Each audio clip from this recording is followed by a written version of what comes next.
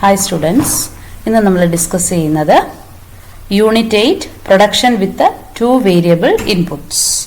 അപ്പോൾ ഇതിൽ പ്രധാനമായിട്ടും production function, what are isoquants, types of isoquants, isoquant map, assumptions of isoquants, characteristics or properties of isoquants, economic region of production and ridge lines, the optimum combination of factors and producers equilibrium, input prices and isocost lines, maximization of output for a given cost, minimization of given cost for a given level of output, the expansion path, optimal expansion path in the long run and short run. ഇത്രയും കാര്യങ്ങളാണ് നമ്മൾ discuss ചെയ്യുന്നത്. അപ്പോൾ first of all production function നമുക്കറിയാം, it is the relationship between output and input അല്ലെ. ഒരു different combinations of input കൊണ്ട് നമ്മൾ ഒരു given level of output produce ചെയ്യുന്നു. ഇവിടെ ക്യൂ എന്ന് പറയുന്ന റെപ്രസെന്റ് ചെയ്യുന്ന ഔട്ട്പുട്ടിനെയും L and K means L for labour and K for capital. അപ്പൊ ഈ ലേബറിന്റെയും ക്യാപിറ്റലിന്റെയും ഡിഫറെന്റ് കോമ്പിനേഷൻസ് കൊണ്ട് നമുക്ക് പ്രൊഡ്യൂസ് ചെയ്യാൻ പറ്റുന്ന ഒരു ഗിവൺ ലെവൽ ഓഫ് ഔട്ട്പുട്ട് ആണ് ക്യൂ എന്ന് പറയുന്നത്. ഈ ഒരു റിലേഷൻഷിപ്പ് കാണിക്കുന്നതാണ് production function. Okay, so this equation relates the quantity of output Q to the quantities of two inputs labour and capital. അപ്പോൾ ഈ പ്രൊഡക്ഷൻ ഫംഗ്ഷനിൽ different types of production functions ഉണ്ട്. അതിൽ ഒരു പോപ്പുലർ പ്രൊഡക്ഷൻ ഫംഗ്ഷൻ ആണ് ഇക്കണോമിക്സിലെ Cobb Douglas production function. അപ്പോൾ അവിടെ Q is equal to A L K, A L raise to alpha K raise to beta എന്നുള്ളതാണ്. ഓക്കെ, അപ്പോൾ ഈ ലീനിയർ പ്രൊഡക്ഷൻ ഫംഗ്ഷനിൽ ഇതൊരു ലീനിയർ പ്രൊഡക്ഷൻ ഫംഗ്ഷൻ ആണ്. ഇവിടെ എല്ലാ ഇൻപുട്സും എക്സ്പാൻഡ് ചെയ്യുന്ന സെയിം പ്രൊപ്പോർഷനിലാണ്. Output expands in that proportion. Input ഏത് പ്രൊപ്പോർഷനിലാണോ എക്സ്പാൻഡ് ചെയ്യുന്നത് അതേ പ്രൊപ്പോർഷനിൽ തന്നെ ഔട്ട്പുട്ടും എക്സ്പാൻഡ് ചെയ്യുന്നു. The production function describes transformation of factor inputs into products or outputs at any particular period of time. ഇപ്പോൾ ഇവിടെ പ്രൊഡക്ഷൻ ഫംഗ്ഷനിൽ ഇൻപുട്ടിനെ നമ്മൾ ഔട്ട്പുട്ട് ആയിട്ട് ട്രാൻസ്ഫോം ചെയ്യുന്ന ഒരു പ്രോസസ്സാണ് ഇവിടെ ഉദ്ദേശിക്കുന്നത്.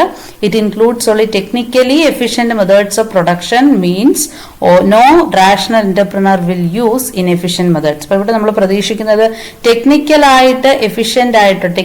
എഫിഷ്യന്റ് ആയിട്ടുള്ള മെത്തേഡ്സ് പ്രൊഡക്ഷൻ ആണ് എന്റർപ്രണർ ചൂസ് ചെയ്യുന്നത്, ഇൻഎഫിഷ്യന്റ് മെത്തേഡ്സ് അല്ല. ഇനി എന്താണ് ഐസോക്വാൻസ് എന്നാണ് നമ്മൾ ഡിസ്കസ് ചെയ്യുന്നത്.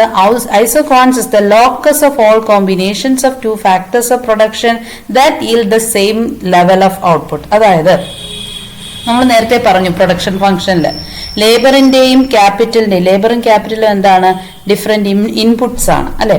അപ്പൊ ഈ ഇൻപുട്സിന്റെ പല കോമ്പിനേഷൻസും വെച്ച് നമ്മൾ പ്രൊഡ്യൂസ് ചെയ്യുന്ന ഔട്ട്പുട്ടിന്റെ ലെവലാണ് എന്ത് ഐസോക്വാൻസ് എന്ന് പറയുന്നത്. അപ്പൊ ഐസോക്വാണ്ട് എന്ന് പറയുന്നത് it is A locus of all combinations of two factors means labour and capital. Okay, that yield same level of output. അപ്പൊ സെയിം ലെവൽ ഓഫ് ഔട്ട്പുട്ട് കിട്ടുന്നതിന് വേണ്ടിയിട്ട് നമ്മൾ ലേബറിന്റെയും ക്യാപിറ്റലിന്റെയും ഡിഫറെന്റ് കോമ്പിനേഷൻസ് ഉപയോഗിക്കുന്നു. ഓക്കെ, ഇനി എന്തൊക്കെ ടൈപ്പ് ഓഫ് ഐസോക്വാൻസ് ഉണ്ട്? കോൺവെക്സ് ഐസോക്വാണ്ട് ഉണ്ട്, linear, then input output ഐസോക്വാൻസ്, ഇങ്ങനെ പലതരത്തിലുള്ള ഐസോക്വാൻസ് ഉണ്ട്. The traditional economic theory has mostly used a convex isoquant. അപ്പോൾ നമ്മളിവിടെ ട്രഡീഷണൽ ഇക്കണോമിക് തിയറിയിലെല്ലാം നമ്മൾ ഉപയോഗിക്കുന്നത് കോൺവെക്സ് ഐസോക്വാണ്ട് ആണ്. നമുക്ക് നോക്കാം അതെങ്ങനെയാണെന്ന്. See, this is convex isoquant. ഇതാണ് ഒരു കോൺവെക്സ് ആയിട്ടുള്ള ഐസോക്വാണ്ട് എന്ന് പറയുന്നത്. Downward sloping from left to right. നോക്കുക, ഇവിടെ എക്സ് ആക്സിസിൽ നമ്മൾ ലേബറിനെ റെപ്രസെന്റ് ചെയ്യുന്നു, ഇവിടെ വൈ ആക്സിസിൽ ക്യാപിറ്റലിനെ റെപ്രസെന്റ് ചെയ്യുന്നു. എന്താണ് ഇത് ഇംപ്ലൈ ചെയ്യുന്നത്? Different combinations of capital and labour, അല്ലെങ്കിൽ ലേബർ ആൻഡ് ക്യാപിറ്റൽ. ഇവിടെ 7 unit of capital, 2 units of labour, 4 unit of capital, 4 unit of labour, 3 unit of capital and 6 unit of labour. ഇങ്ങനെ different combinations of labour and capital എടുത്തിട്ട് നമ്മൾ produce ചെയ്യുന്ന output എന്താണ്? Equal ആണ്. ഇവിടെ എത്രയാണ് output? 100 units ആണ്. ഓക്കെ, ഇതാണ് നമ്മുടെ ഐസോക്വാണ്ട് കേർവ് എന്ന് പറയുന്നത്. പി എന്ന് പറയുന്നതാണ് ഐസോക്വാണ്ട് കേർവ്.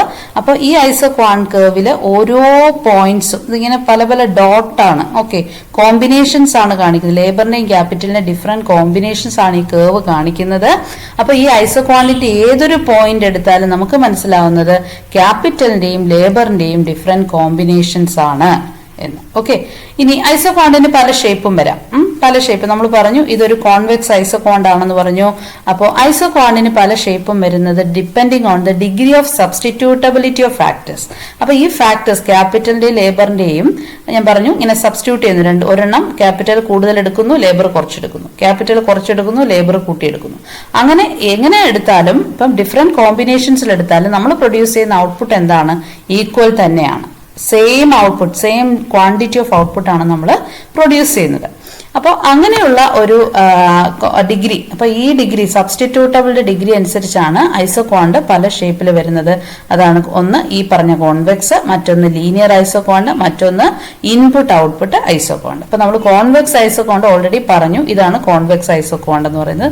ഇനി നമ്മൾ ഡിസ്കസ് ചെയ്യുന്നത് ലീനിയർ ഐസോകോണ്ട് ആണ്.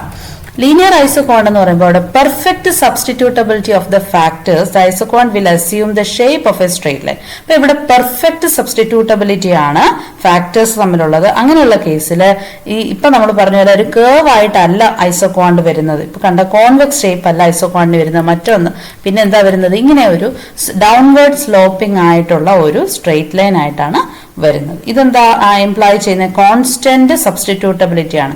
അതായത് നമ്മളിവിടെ ലേബറിനെ എത്ര എടുക്കുന്നോ അത്ര എമൗണ്ട് തന്നെയാണ് ക്യാപിറ്റലിനെ നമ്മൾ സബ്സ്റ്റിറ്റ്യൂട്ട് ചെയ്യുന്നത്. അതായത് ലേബറിനെ നമ്മൾ കുറയ്ക്കുന്ന അത്രയും എമൗണ്ട് ഓഫ് ക്യാപിറ്റൽ ആണ് നമ്മളിവിടെ കൂട്ടുന്നത്.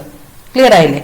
അല്ലെങ്കിൽ നമുക്ക് പറയാം ക്യാപിറ്റലിനെ എത്രയാണോ നമ്മൾ കൂട്ടുന്ന അത്രയും എമൗണ്ട് തന്നെ ലേബറിനെ ഇവിടെ നമ്മൾ കൂട്ടേണ്ടി വരുന്നു. ഓക്കെ, അപ്പോൾ ഔട്ട്പുട്ട് എന്താണ്? 50 യൂണിറ്റ്സ് അല്ലെങ്കിൽ സെയിം ലെവൽ ഓഫ് ഔട്ട്പുട്ട് തന്നെ ആണ്. അപ്പൊ ഇതാണ് ലീനിയർ ഐസോകോണ്ട് എന്ന് പറയുന്നത്. ഇത് ഇൻപുട്ട് ഔട്ട്പുട്ട് ഐസോകോണ്ട് ആണ്.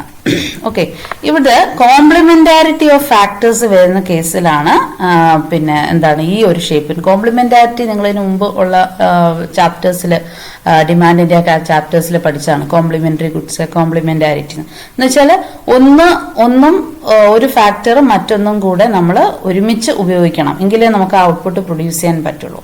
അതിനെയാണ് കോംപ്ലിമെന്റാരിറ്റി എന്ന് പറയുന്നത്. അപ്പൊ അങ്ങനെയുള്ള കോംപ്ലിമെന്റാരിറ്റി ഓഫ് ഫാക്ടേഴ്സ് ഓഫ് പ്രൊഡക്ഷനിലാണ് ഈ ഐസോകോണ്ടിന്റെ ഷേപ്പ് ഇങ്ങനെ എൽ ഷേപ്പിൽ വരുന്നത്. ഇതാണ് ഇവിടുത്തെ ഐസോകോണ്ട്. കണ്ടില്ലേ? P1 എന്ന് പറയുന്ന ഒരു ഐസോകോണ്ട് ആണ്, P2 എന്ന് പറയുന്നത് മറ്റൊരു ഐസോകോണ്ട് ആണ്. എപ്പോഴും നമ്മൾ മനസ്സിലാക്കേണ്ടത് ഇത് ഒരു ഐസോകോണ്ട് ആണ്, ഇതിന് മുകളിൽ മറ്റൊരു ഐസോകോണ്ട് വരയ്ക്കുന്നു, ഇതിന് മുകളിൽ മറ്റൊരു ഐസോകോണ്ട് നമ്മളിങ്ങനെ വരയ്ക്കുന്നു. അപ്പോൾ എപ്പോഴും ഈ താഴെയുള്ള ഈ ഐസോകോണ്ട് ഇത് P1 ആണല്ലോ, P1-നേക്കാളും കൂടുതൽ ഔട്ട്പുട്ടാണ് ഇതിന് മുകളിലുള്ള ഐസോകോണ്ട് ആണെങ്കിൽ നമുക്ക് പ്രൊഡ്യൂസ് ചെയ്യാൻ പറ്റുന്നത്.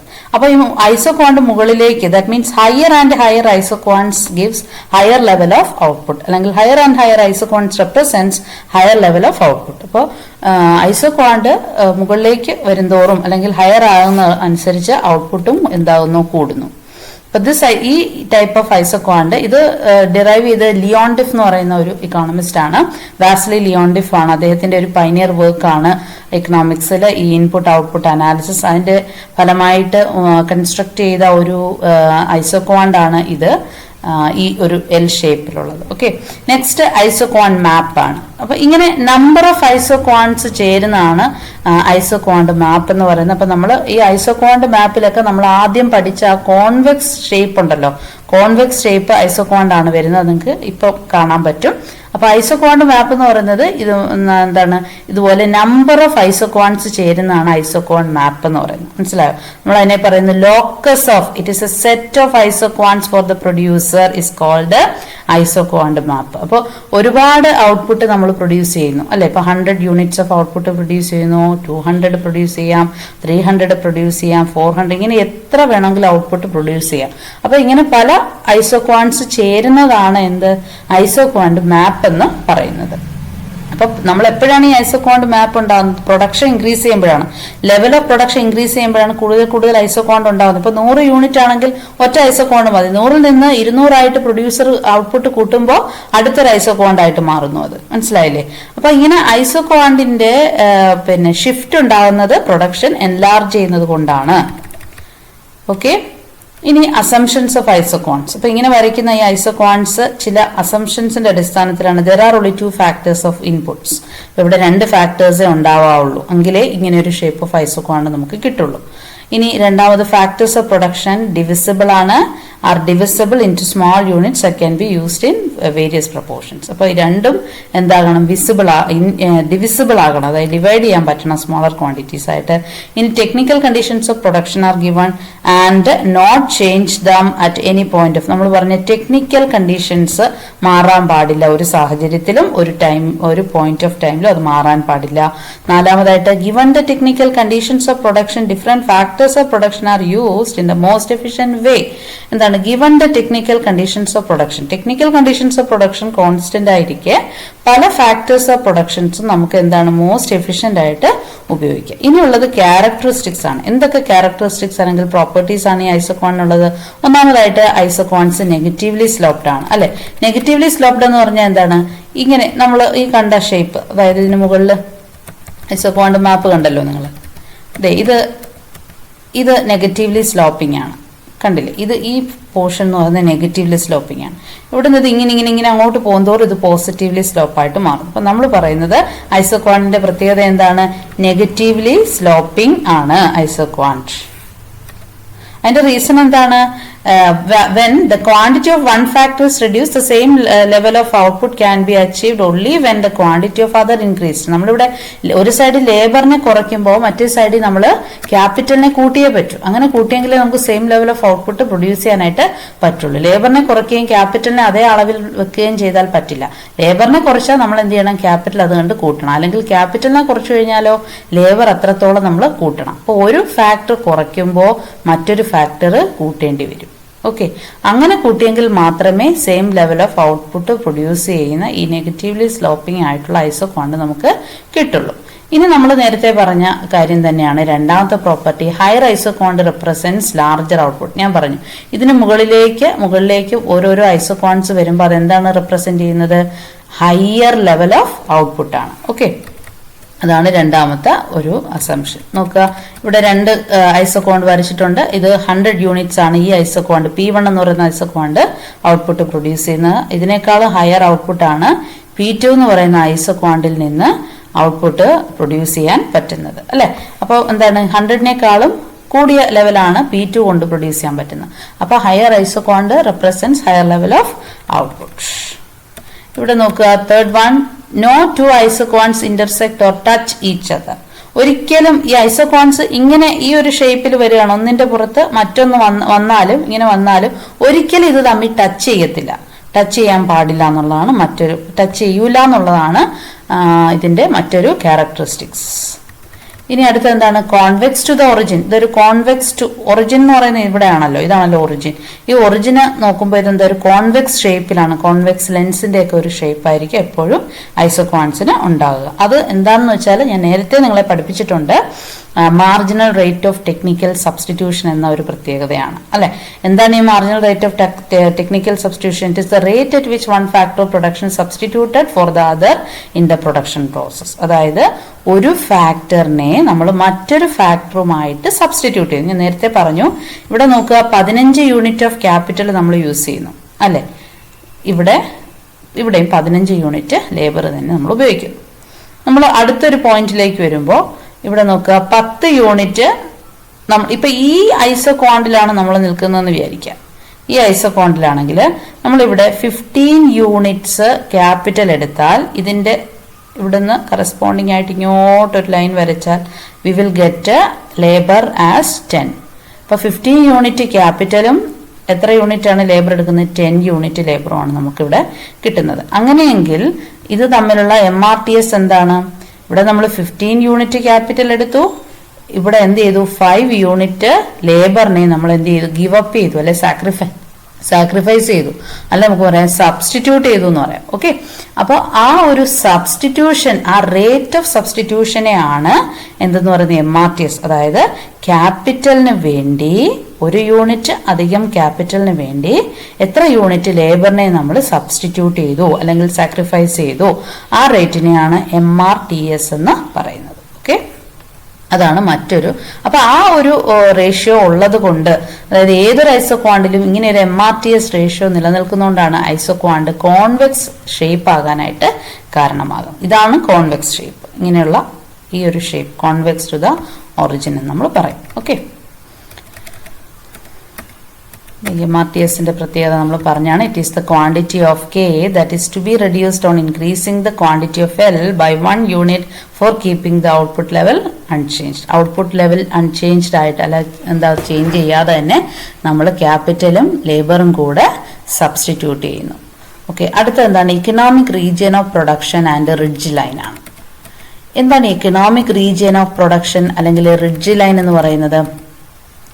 The combinations of labor and capital inputs comprising the area between ridge lines OK and OL constitute generalized stage 2 of production for both resources. These are combinations that are relevant for production decisions referred as economic region of production. അപ്പോൾ economic region of production എന്ന് പറഞ്ഞാൽ നമ്മൾ economically efficient ആയിട്ടുള്ള അല്ലെങ്കിൽ relevant ആയിട്ടുള്ള ഒരു combination of production decision ആണ്. ഇത് നമ്മൾ സ്റ്റേജ് 2 ഓഫ് പ്രൊഡക്ഷൻ, അതായത് പ്രൊഡക്ഷൻ്റെ സ്റ്റേജ് 2വുമായിട്ട് ഇതിനെ നമുക്ക് താരതമ്യം ചെയ്യാം. അപ്പോൾ നോക്കുക, ഇവിടെ ഈ രണ്ട് പോർഷൻസ് നോക്കുക. ഇത് റിഡ്ജ് ലൈൻസ് ആണ്. ഇത് ഈ OK എന്ന് പറയുന്ന ഒരു റിഡ്ജ് ലൈനും OL എന്ന് പറയുന്ന മറ്റൊരു റിഡ്ജ് ലൈനുമാണ്. ഈ രണ്ട് റിഡ്ജ് ലൈനും നമുക്ക് കാണാം. ഇതൊരു ഐസോക്വാണ്ടാണ് P4. അതുപോലെ P3 ഒരു ഐസോക്വാണ്ടാണ്, P2 മറ്റൊരു ഐസോക്വാണ്ട്, ദെൻ P1 ഒരു ഐസോക്വാണ്ട്. ഇങ്ങനെ ഡിഫറെൻ്റ് ഐസോക്വാണ്ട്സിൻ്റെ ഇതെല്ലാം നെഗറ്റീവ്ലി സ്ലോപ്പിംഗ് പോർഷൻ ആണല്ലോ. ഇതിന് ഈ ഐസോക്വാണ്ടിന് പോസിറ്റീവ്ലി സ്ലോപ്പിംഗ് പോർഷൻ ഉണ്ട്. അപ്പോൾ ഈ നെഗറ്റീവ്ലി സ്ലോപ്പിംഗ് പോർഷനായ ഈ പോർഷനെ ഇതിന്റെ പോസിറ്റീവ്ലി സ്ലോപ്പിംഗ് പോർഷൻ എന്നതുണ്ട് ഈ സ്റ്റാർട്ടിങ്ങിലാണ്. ഐസോക്വാണ്ട് വരയ്ക്കുന്നതിന്റെ സ്റ്റാർട്ടിങ്ങിലുള്ള പോർഷൻ പോസിറ്റീവാണ്. അതുപോലെ ഇത് എൻഡ് നോക്കിയേ, ഇതും പോസിറ്റീവ്ലി സ്ലോപ്പിംഗ് ആണ്. അപ്പോൾ റിഡ്ജ് ലൈൻസ് എന്ന് പറഞ്ഞാൽ ഈ ലൈൻസ് ആണ് ഞാൻ പറഞ്ഞ OK എന്ന് പറയുന്ന കേവും OL എന്ന് പറയുന്ന കേവുമാണ്. ഇതിന്റെ പ്രത്യേകത എന്താണ്?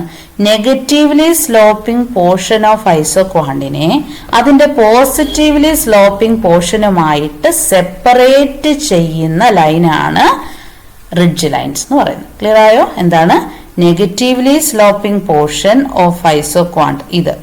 ഈ ഐസോക്വാണ്ടിന്റെ നെഗറ്റീവ് സ്ലോപ്പിംഗ് പോർഷനെ അതിന്റെ പോസിറ്റീവ്ലി സ്ലോപ്പിംഗ് പോർഷൻ ഇതാണല്ലോ. അപ്പോൾ ഇതുമായിട്ട് സെപ്പറേറ്റ് ചെയ്യുന്നു. ഇവിടെ OK കൊണ്ട് സെപ്പറേറ്റ് ചെയ്യുന്നു. ഇവിടെ നോക്കുക, ഈ ഐസോക്വാണ്ടിന്റെ പോസിറ്റീവ്ലി സ്ലോപ്പിംഗ് പോർഷൻ ഇതാണല്ലോ. ഇതിനെ ഇതിൽ നിന്ന് സെപ്പറേറ്റ് ചെയ്യുന്നു ഈ OL എന്ന് പറയുന്ന ഐസോക്വാണ്ട് റിഡ്ജ് ലൈൻ ഉപയോഗിച്ച്. അപ്പോൾ റിഡ്ജ് ലൈൻസ് പറഞ്ഞാൽ ഇത്രയേ ഉള്ളൂ. നെഗറ്റീവ്ലി സ്ലോപ്പിംഗ് പോർഷൻ ഓഫ് ഐസോക്വാണ്ടിനെ അതിന്റെ പോസിറ്റീവ്ലി സ്ലോപ്പിംഗ് പോർഷനുമായിട്ട് സെപ്പറേറ്റ് ചെയ്യുന്ന ആ ഒരു ലൈനെയാണ് റിഡ്ജ് ലൈൻസ് എന്ന് പറയുന്നത്. ഇനി നമ്മൾ ഇക്കണോമിക്കലി എഫിഷ്യൻ്റ് ആയിട്ടുള്ള അല്ലെങ്കിൽ എക്കണോമിക്കലി റെലവൻ്റ് ആയിട്ടുള്ള റീജിയൻ ഓഫ് പ്രൊഡക്ഷൻ എന്ന് പറയുന്നത് ഈ പോസിറ്റീവ്ലി സ്ലോപ്പിങ്ങിനും ഈ രണ്ട് പോസിറ്റീവ്ലി സ്ലോപ്പിംഗ് പോർഷൻ ഓഫ് ഐസോക്വാണ്ടിന്റെ മിഡിലായിട്ടുള്ള നെഗറ്റീവ് സ്ലോപ്പിംഗ് പോർഷൻ ആണ് economically efficient region of production എന്ന് പറയുന്നത്. മനസ്സിലായോ? ഇക്കണോമിക്കലി എഫിഷ്യന്റ് റീജിയൻ എന്ന് പറയുന്നത് ഏതാണ്? ഈ നെഗറ്റീവ്ലി സ്ലോപ്പിംഗ്, അതായത് ഈ രണ്ട് റിഡ്ജ് ലൈൻസിന്റെയും ഉള്ളിലുള്ള ഏരിയ ഉണ്ടല്ലോ, ഇത് ഓരോ ഐസോക്വാണ്ടിന്റെയും ഈ ഉള്ളിലുള്ള, അതായത് ഇന്നർ ഏരിയ എന്ന് നമുക്ക് പറയാനേ വേണമെങ്കിൽ, inside area of ridge lines. ഈ ഇൻസൈഡ് ഏരിയ ഇത്രയും വരെ, that means negatively sloping part, ഇതാണ് ഇക്കണോമിക്കലി എഫിഷ്യന്റ് റീജിയൻ എന്ന് പറയുന്നത്. ഇതാണ് ഇക്കണോമിക് റീജിയൻ ഓഫ് പ്രൊഡക്ഷൻ എന്ന് പറയുന്നത്. എന്ന് പറഞ്ഞാൽ ഇവിടെ കോസ്റ്റ് എന്ന് പറയുന്നത് ഏറ്റവും മിനിമം കോസ്റ്റിൽ ഔട്ട്പുട്ട് പ്രൊഡ്യൂസ് ചെയ്യപ്പെടുന്ന ഒരു റീജിയൻ ആണ്. അതുകൊണ്ടാണ് ഇതിന് ഇക്കണോമിക്കലി എഫിഷ്യന്റ് റീജിയൻ എന്ന് പറയുന്നത്. ഓക്കെ, അപ്പോൾ ഇത് റിഡ്ജ് ലൈൻസ് നമ്മൾ പറഞ്ഞു, economically efficient region of production and ridge lines. Upper ridge ലൈനും കണ്ടു, ലോവർ റിഡ്ജ് ലൈനും കണ്ടു. ഇനി optimum combination of factors and producers equilibrium. അപ്പോൾ ഈ ഒപ്റ്റിമം കോമ്പിനേഷൻ ഓഫ് ഔട്ട്പുട്ട് ആണ് ഈ ഇക്കണോമിക് റീജിയനിൽ വരുന്നത്. അപ്പോൾ ഇവിടെ പ്രൊഡ്യൂസറിന് ഏത് ഇൻപുട്ട് കോമ്പിനേഷൻസ് വേണമെങ്കിലും ചൂസ് ചെയ്യാം. ലേബർ വേണമെങ്കിൽ കൂടുതൽ ചൂസ് ചെയ്യാം, ക്യാപിറ്റലിനെ കുറയ്ക്കാം, അങ്ങനെ ഏത് വേണമെങ്കിലും ചൂസ് ചെയ്യാം. അപ്പോൾ ഈ ഇൻപുട്ടിന്റെ കോസ്റ്റ് ഉണ്ടല്ലോ, അതായത് ഡിഫറെന്റ് കോമ്പിനേഷൻസ് ഓഫ് ഇൻപുട്ട് വെച്ചിട്ടാണല്ലോ ഔട്ട്പുട്ട് പ്രൊഡ്യൂസ് ചെയ്യുന്നത്. അങ്ങനെ ഇൻപുട്ടിൽ ഉണ്ടാകുന്ന ആ ഒരു കോസ്റ്റ്, അതായത് പ്രൊഡക്ഷന്റെ കോസ്റ്റ് ആണത്, ഇൻപുട്ട് കോസ്റ്റ് നമ്മൾ റെപ്രസെന്റ് ചെയ്യുന്നത് ഈ ഐസോ കോസ്റ്റ് ലൈനിലൂടെയാണ്. അപ്പൊ this is one iso cost line K1L1. ഇത് ഹയർ ഐസോ കോസ്റ്റ് ലൈൻ ആണ് K2L2. ഇത് അതിനേക്കാൾ ഹയർ ആയിട്ടുള്ള ഐസോ കോസ്റ്റ് ലൈൻ ആണ് K3L3. അപ്പൊ ഇതെന്താണ്, നമ്മൾ ഹയർ ആൻഡ് ഹയർ ഐസ് നമുക്ക് ഔട്ട്പുട്ട് പ്രൊഡ്യൂസ് ചെയ്യുന്നതിന് വേണ്ടിയിട്ട് കൂടുതൽ കൂടുതൽ കോസ്റ്റ് ഇൻകർ ചെയ്യേണ്ടതായിട്ടുണ്ട്. അപ്പോൾ ആ കോസ്റ്റിനെ റെപ്രസെന്റ് ചെയ്യുന്ന ലൈൻസ് ആണ് ഈ ഐസോകോസ്റ്റ് ലൈൻസ് ആണ് K1L1, K2L2, K3L3 എന്ന് പറയുന്നത്. ഓക്കെ, അടുത്തത് maximisation of output for a given cost. ഒരു ഗിവൺ കോസ്റ്റിന് നമ്മൾ ഔട്ട്പുട്ട് മാക്സിമൈസ് ചെയ്യുന്നു. ഒരു റാഷണൽ പ്രൊഡ്യൂസർ എപ്പോഴും ഔട്ട്പുട്ട് ഒരു ഗിവൺ കോസ്റ്റിൽ പ്രൊഡ്യൂസ് ചെയ്യണമെന്ന് ആഗ്രഹിക്കുന്ന ആളാണ്. അതുകൊണ്ട് അദ്ദേഹം എപ്പോഴും കോസ്റ്റ് കുറയ്ക്കാനായിട്ട് ശ്രമിക്കുന്നു. ഒരു ഗിവൺ ലെവൽ ഓഫ് ഔട്ട്പുട്ടിന് കോസ്റ്റ് മിനിമൈസ് ചെയ്യാനായിട്ട് എപ്പോഴും ശ്രമിക്കുന്നു. With given cost line KL, ഇതാണ് ഇവിടുത്തെ ഗിവൺ കോസ്റ്റ് ലൈൻ എന്ന് പറയുന്നത്. Okay, given cost line KL, the highest isoquant that a producer can reach is P2. അപ്പോൾ ഇവിടെ ഈ ഒരു ഗിവൺ കോസ്റ്റ് ലൈൻ വെച്ചിട്ട്, ഗിവൺ കോസ്റ്റ് ലൈൻ ഇതാണ് KL ആണ്. ഗിവൺ കോസ്റ്റ് ലൈൻ വെച്ചിട്ട് ഒരു പ്രൊഡ്യൂസറിന് പ്രൊഡ്യൂസ് ചെയ്യാൻ പറ്റുന്ന ഹയസ്റ്റ് ഐസോക്വാണ്ട്, ഹയസ്റ്റ് കോമ്പിനേഷൻ ഓഫ് ഐസോക്വാണ്ട് എന്ന് പറയുന്നത് P2 ആണ്. ഇത് ലോവർ ഐസോക്വാണ്ട് ആണ്. ഇവിടെ ഔട്ട്പുട്ട് കുറവായിരിക്കും. അപ്പോൾ ഇത് ഹയർ ഔട്ട്പുട്ട് ആണ്, പക്ഷെ ഇത് പറ്റില്ല, കാരണം ഇത് കോസ്റ്റിന് വെളിയിലാണ്. കാരണം KL ആണല്ലോ ഐസോകോസ്റ്റിനെ റെപ്രസെന്റ്, ഐസോകോസ്റ്റ് ലൈൻ എന്ന് പറയുന്നത്. അപ്പോൾ ഇത് പറ്റില്ല, ഇത് it is not reachable. So this is the only possible isoquant for the producer is concerned. So he will be in equilibrium at this point where the highest possible isoquant is tangent with the isocoast line. അപ്പോൾ ഈ KL എന്ന് പറയുന്ന ഐസോകോസ്റ്റ് ലൈനും highest possible ആയിട്ടുള്ള P2 എന്ന ഐസോക്വാണ്ടുമായി intersect ചെയ്യുന്ന ഈ ഒരു പോയിന്റിലാണ് പ്രൊഡ്യൂസറിന്റെ ഇക്വിലിബ്രിയം എന്ന് പറയുന്നത്. മനസ്സിലായോ? അപ്പോൾ അദ്ദേഹത്തിന്റെ കോസ്റ്റ് മിനിമൈസ് ചെയ്തുകൊണ്ട്, അല്ലെ കോസ്റ്റ് കറക്റ്റ് ചെയ്തുകൊണ്ട് അദ്ദേഹത്തിന് പ്രൊഡ്യൂസ് ചെയ്യാൻ പറ്റുന്ന മാക്സിമം ഔട്ട്പുട്ടിനെ റെപ്രസെന്റ് ചെയ്യുന്ന P2 എന്ന് പറയുന്ന ആ ഒരു P2ഉം അതുപോലെ ഐസോകോസ്റ്റ് ലൈനും കൂടെ ഇന്റർസെക്ട് ആയിരുന്ന ഈ ഒരു പോയിന്റ് ആണ് ഏറ്റവും ലീസ്റ്റ് കോസ്റ്റ് കോമ്പിനേഷൻ. അതുപോലെ തന്നെ ഹിസ് ഇക്വിലിബ്രിയം, പ്രൊഡ്യൂസറിന്റെ ഇക്വിലിബ്രിയം. ഓക്കെ, നോക്കുക, ഇതിന് കറസ്പോണ്ടിങ് ആയിട്ട് മറ്റൊരു ഡയഗ്രം സെയിം തന്നെയാണ്. നമ്മൾ മറ്റൊരു ഡയഗ്രത്തിലൂടെ മിനിമൈസേഷൻ ഓഫ് കോസ്റ്റ് റെപ്രസെന്റ് ചെയ്യുന്നു.